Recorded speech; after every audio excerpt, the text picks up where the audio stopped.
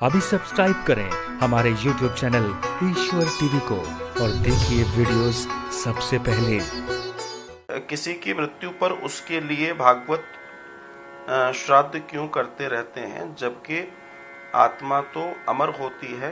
Please बताएं, उसके लिए भागवत श्राद्ध क्यों करते हैं? सुमन कुमार, यहाँ आपने एक अच्छी बात लिख दी कि आत्मा तो अमर होती है। जब कोई चीज खत्म हो रही है तो उसके लिए कुछ करने की जरूरत नहीं। जो चीज अमर है उसी के लिए तो किया जाएगा। अगर मान लीजिए आपका बेटा है, घर में रह रहा है, तो आप उसको रोज भोजन दे रहे हैं, कल को उसकी जॉब लग गई, वो बाहर कहीं चला गया, तो आप उसके लिए थाली थोड़ी लगाएंगे? क्योंकि वो तो चला गया, उसके लिए थाली नहीं लगाई जाएगी। थाली उसके लिए लगाई जाएगी जो लाइव है, जो अमर है। आप तो सीधे सीधे आपके प्रश्न में ही उत्तर लिखा हुआ है, आत्मा अमर है। अब आत्मा के साथ क्या हुआ है?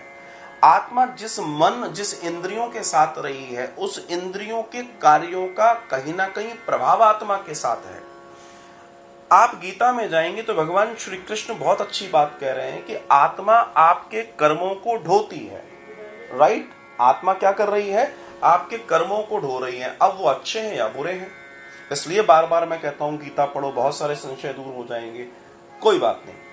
तो आत्मा क्या कर रही है? आत्मा हमारे डीड्स, हमारे कर्मों को ढो रही है। अच्छे कर रहे हो तो ठीक है, बुरे कर रहे हो तो ठीक है, वो तो ढो ही रही है।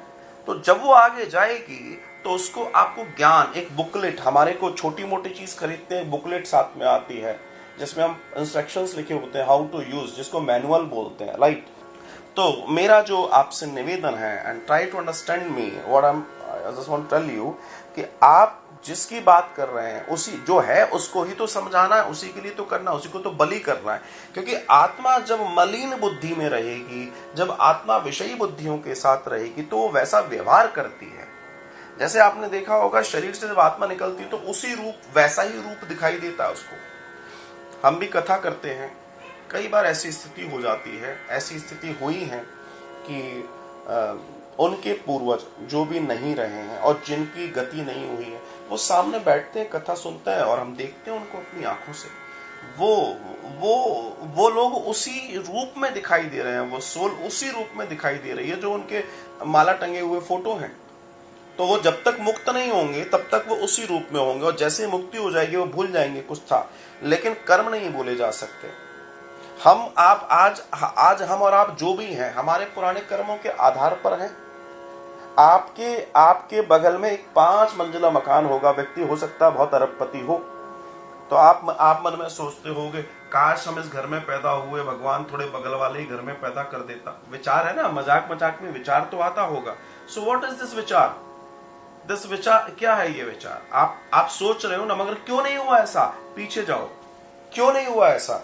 क्योंकि हमारे कार्मिक अकाउंट्स में वो उतना इकट्ठा नहीं है जितना इकट्ठा होना चाहिए, तो हमें वो चीज नहीं मिल पाती। ये ध्यान रखिएगा, इसलिए ऐसा होता है। और जो भी हम श्राद्ध करते हैं, अब देखिए, श्राद्ध की बात आप करेंगे, श्राद्ध जो हमारा था,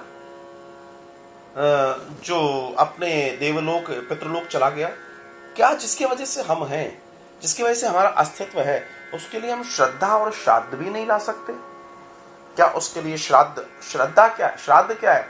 श्राद्ध इति श्रद्धा, श्राद्ध श्रद्धा से निकला हुआ शब्द है।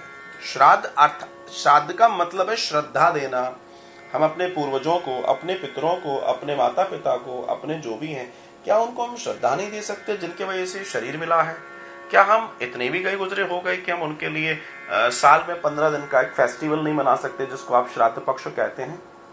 विचार करके देखिए, सोच कर देखिए। दुनिया में सिर्फ हम ही ऐसा नहीं कर रहे हैं, दुनिया में हर जाति के लोग अपने पूर्वजों के लिए उत्सव करते हैं, चाहे वो साउथ अफ्रीका हो या फिर गहरा अफ्रीका हो जहां बिल्कुल आदिवासी रहते हैं, वो तक अपने पितरों के लिए कार्य कर रहे हैं। तो हम लोग तो ऋषि मुनियों की परंपरा के, दुनिया की सबसे बड़ी सभ्यता से हम लोग आते हैं, तो हम लोग ये क्यों नहीं करेंगे? प्लीज।